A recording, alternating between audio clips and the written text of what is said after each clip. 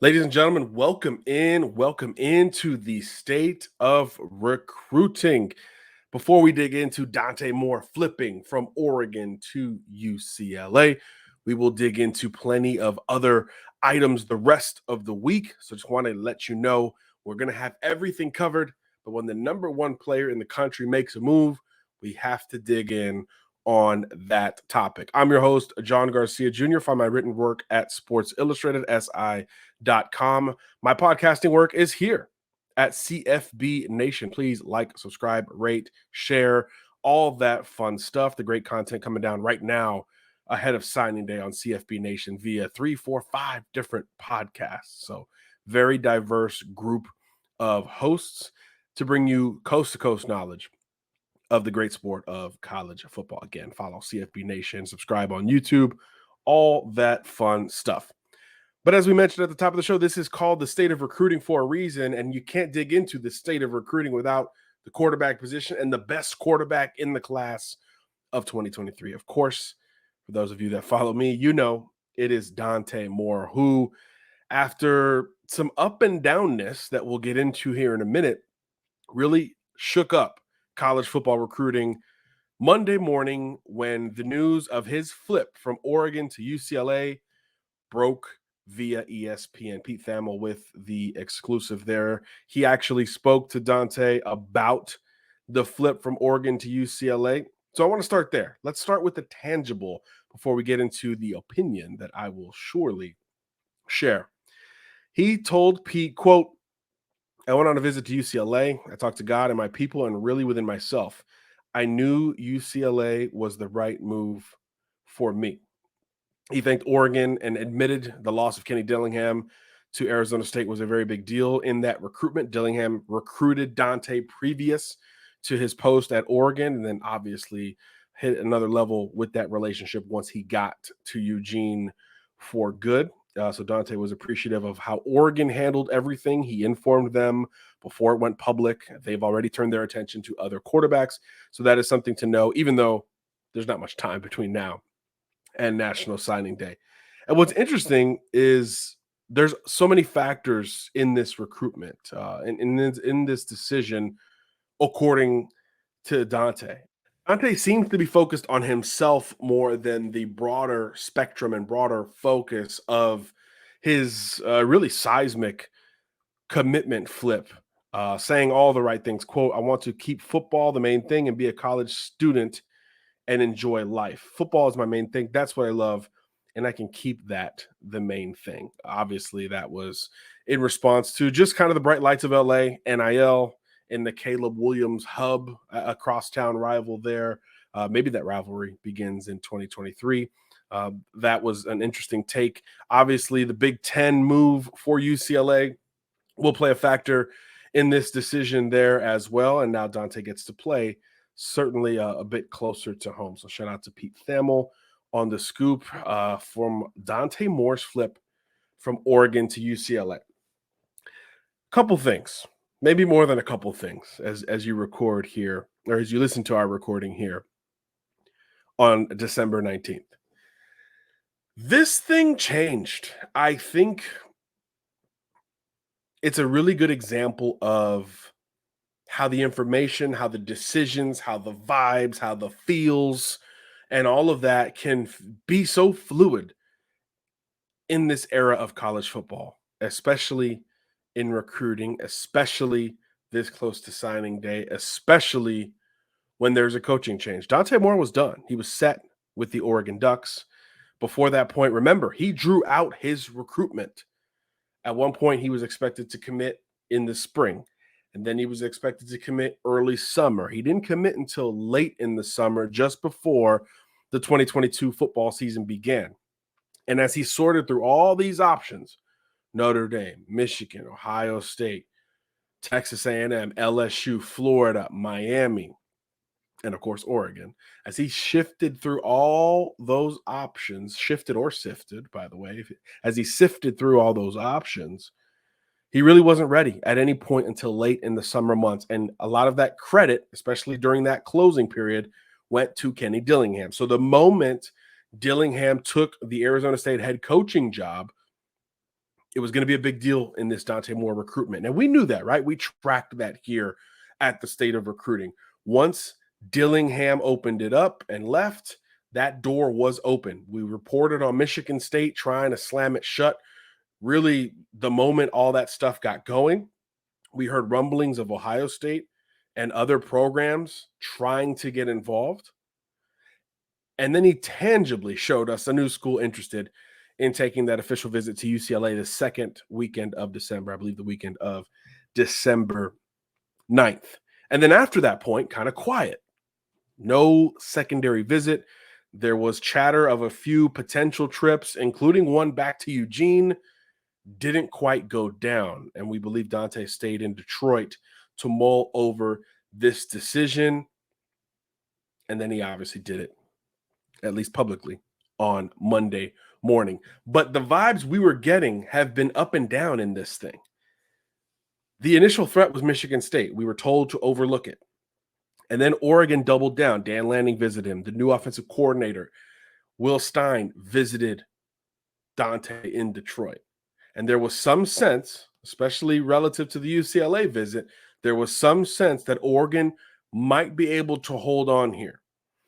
Because the initial view of this UCLA trip was, let's just see it for what it is, right? Chip Kelly, that rehabilitated offense at UCLA, the development of Dorian Thompson-Robinson is going to get credited to Kelly, who obviously has great offensive reputation dating to yesteryear and that NFL experience combined. Let's do some due diligence and go check out UCLA. That's what the trip looked like. And following the trip, there was only a little bit of buzz for UCLA. This wasn't like we're seeing with others, right? Like Caden Proctor took this late official visit to Alabama, and the buzz has been Bama since before he left that visit. That's usually how it works. It wasn't quite this way for Dante. Either incredible keeping things closeness, or there wasn't any tangible buzz compared to some others. And there was still an openness to this recruitment. For whatever the reason, UCLA buzz was up and down, even after that official visit. But as we got into this weekend, so another week went by, as we got into this past weekend, on Sunday morning, I started getting indicators, hey, this thing could happen, and it might be done already. That combined with silence from sources up in Eugene, Oregon, usually tells the tale, right? And sure enough, Monday morning, Dante Moore is off the board to UCLA. So let's zoom out a little bit. I know what Dante said with respect to Pete Thamel and ESPN, but let's zoom out a little bit, right? The differences between Oregon and UCLA. The optics are easy here, right? Dan Lanning, first-year coach, lost the offensive coordinator who had the inside track to Dante's recruitment. Obvious, right? Flip side, UCLA development, longstanding trajectory under Chip Kelly, offensively, very positive. DTR's development, and an open spot in theory, right? UCLA's got other quarterbacks on the roster. They brought in the Kent State quarterback transfer just the other day. So he will pair with Dante Moore, Justin Martin, the rest of the guys, Garbers, and create this big-time quarterback competition beginning in the spring. So it's not, let's just hand the keys to Dante either. But think about what happened at Oregon, right? Bo Nix announced he was coming back. And I know Dante said that wasn't a factor in the ESPN interview. But let me tell you, having been around Dante, and I've talked about this plenty, having been around him, having talked to people around him, this is a calculated kid. Young man, I should say. Extremely calculated. Every single factor is a factor, right? The priority levels, the optics are one thing, but every other thing is still a factor. And there wasn't an elite quarterback in the year of elite quarterbacks where everybody's got their head on a swivel trying to find their spot. There wasn't an elite quarterback that kept an eye on things with others as much as Dante did. Because look, it's a business decision, right? You've only got so many spots and so many openings for an open competition. So you've got to keep an eye on everything. So I think the timing of Bo announcing he's coming back on Sunday and Dante Moore flipping from Oregon to UCLA on Monday, that's something, Might not be the biggest thing, but it's something in this conversation. Oregon incredibly stabilized at the quarterback position now going into 2023 with Bo Nix coming back. DTR has played 5 years. He's done at UCLA. That door is wide open. Doesn't mean Dante will get the job. Doesn't mean he's even the favorite to get the job in 23. But he'll have a chance. At Oregon, he would not have that chance. Again, just the optics, just the business element of selecting your school. But when you continue to zoom it out 30,000 feet, I think this is kind of the X factor. And I hinted at it earlier. Dante even commented on it. Don't sleep on the Big Ten move. Don't sleep on the college football conference landscape shifting and Oregon being on the outside looking in of said shift. That having an impact. What did we just say? Dante incredibly calculated, right? Aware of all the moving parts. And we're seeing it down in SEC country with Texas, Oklahoma. The original conversation about their move from the Big 12 to the SEC was supposed to be like 2025, right? And then, well, maybe 2024, right? It changes, it moves up, it shifts. So if it shifts for UCLA and USC to move from the Pac-12 to the Big 10 sooner, much more in Dante Moore's wheelhouse, right? Came up in Ohio, obviously a resident of Detroit at this point, Detroit Martin Luther King High School, to be exact. Back-to-back state champion, right? By the way, Dante deserves some accolades and love in that regard. Don't sleep on that, right? When the news broke of this conference shift, we were in LA at the Elite 11. We talked to Dante. We talked to CJ Stroud. We talked to Bryce Young. We talked to Dorian Thompson-Robinson, Malachi Nelson. A lot of kids from either California or dramatically and directly affected by this Pac-12 Big Ten thing. Remember, this was before Dante committed to Oregon. And everybody's consensus was that this was a big deal. And everybody's consensus was that it was a good thing, especially from a quarterbacking perspective. So what better situation for Dante comparatively to look at that? And the rest of the conversation, if you go back to the summer, the rest of the conversation around college football was about what at that time? Super conferences. Texas and OU had already announced they were headed to the SEC. Those G5 schools had already announced they were going to replace them in the Big 12. The Big 10 had just grabbed USC and UCLA, right? And the ACC is just kind of hanging out. But the sense was that the Pac-12 was going to be left behind to a degree. So I think that's an underrated factor. Forget where he came from and that he grew up in Big Ten country. And for a long time surrounding his recruitment, there was all this Midwestern buzz. He's going to stay in Big Ten country. He's going to stay in that part of the country. He's going to stay in the Midwest. Notre Dame, Michigan, Ohio State, Michigan State, Penn State. Those are the schools that are going to be in it for Dante Moore in the end. Forget all of that. Surviving the seismic conference shift that is happening before our eyes and will continue to happen, that, again, goes into, in my opinion, a very, very calculated decision. So again, Dante Moore flips from Oregon to UCLA. Other commitments have gone down at the quarterback position. Other flips have gone down that affect the Pac-12 schools. And there's an interesting congruence between a few of these schools. For instance, Washington lost its longtime quarterback commitment, Lincoln Kienholz, who flipped to Ohio State. Washington, before Kienholz announced that flip to OSU, Washington offered Sam Leavitt, the Washington State quarterback commitment. Well, he has since flipped from Wazoo to Michigan State. And now Washington is without a quarterback commitment in the class of 23, just like Oregon without a quarterback commitment in the class of 2023. We all hear the reports of Oregon and Washington being that next pair of Pac-12 schools that could be looking out to move out, but they haven't yet.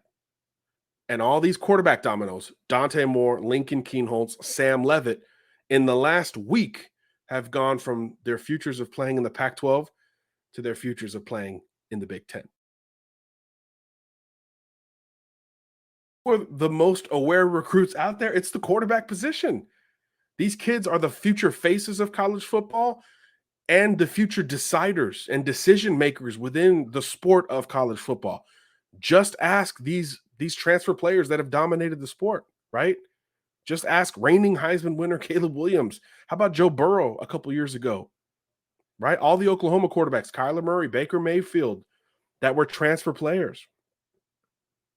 This stuff shapes and tweaks the sport.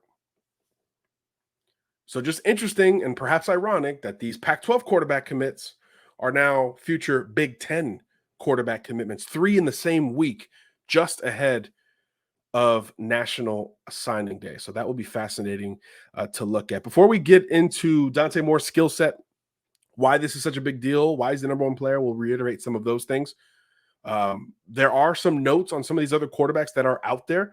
As we mentioned, Washington and Washington State now without a quarterback commitment, both lost flips to Big Ten schools. Oregon now joins them in losing Dante Moore. There's a couple quarterbacks that are still being contacted by these programs. Oregon, there is some buzz. Rivals.com is reporting that Austin Novosad, the SI99 fellow Elite 11 finalist, is being courted by Dan Lanning and company. He did not take a visit to Eugene, so I think that will be tough to overcome, especially considering he took officials as a Baylor commitment, which he still is.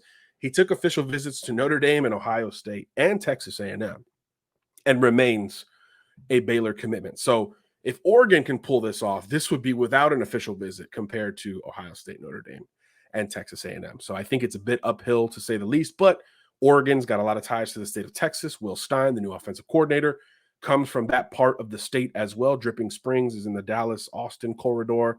He comes from Lake Travis High School, where he coached Hudson Card, by the way, if you're looking for some transfer portal potential destinations there. So maybe Oregon finds a way to sign a quarterback come Wednesday.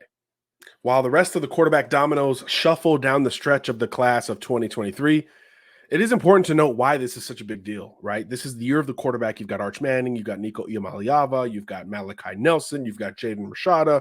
We mentioned Austin Novosad, Jackson Arnold, some really great arms in this class of 2023. So why is Dante Moore such a big deal? Why is he the number one player on Sports Illustrated? And I think he's going to hold on to that post, by the way. We're going to update the rankings in January. Going to be tough to knock Dante off of that theoretical throne. Here's why. Depending on where you look for recruiting information, right? On 3 Rivals, 24/7, ESPN, SB Nation, Fan Nation, whatever it is. Everybody ranks in different ways, right? We've talked about this plenty on State of Recruiting. Everybody ranks in different ways. You rank to the ceiling, you rank to the floor, you rank to the NFL, you rank to college. We rank to college, and like immediately, I want my SI99, and again, the final one, just a couple weeks away, get through signing day, take a breath, eval mode all the way through the new year. I want my list to reflect the best players for today. So if you look at an SI99 from 2021 or 2020, I wanted to show you the best player first in college and then go thereafter. Not a projection to the NFL. Sometimes, obviously, it overlaps. And by the way, pretty good start to the SI All-American tenure. First number one player, Bryce Young, Heisman winner. The next number one player was Caleb Williams, back-to-back Heismans there on the old resume. Travis Hunter, for those curious, was their number one player for 2022. We'll see where he ends up in the transfer portal. That'll probably be its own episode of the State of Recruiting. Colorado's the favorite, obviously, but Miami, which you can't count them out for anyone at this point. Miami, Georgia, his former in-state school that got him on campus multiple times before that Florida State decommitment, and USC potentially pairing with Caleb Williams. Travis Hunter in the transfer portal as of this week. And Kevin Coleman, the other SI99 recruit that Dion signed at Jackson State, also in the portal. Again, stories for another day, another episode of the State of Recruiting. But the reason why Dante Moore is the number one player is because of the floor. That's my long roundabout way of getting to that. It's because of his floor, right? He's 6'2", 210 pounds, compactly built, lower body dominant in his physical makeup. Plenty athletic in the modern sense, but not necessarily a dual threat or one that you would design quarterback runs for. Doesn't mean he can't run. You're just not going to design it. You're not going to run QB power with Dante Moore. No disrespect, D, if you're listening. But it's the floor, the mechanics, the motion is clean and quick. He's accurate to all three levels.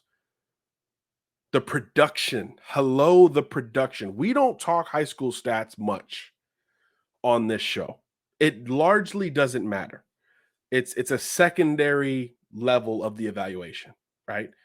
But at certain positions, you got to be productive. We have to have seen it, right? You're not going to rate a running back very high if he averages 3 yards a carry.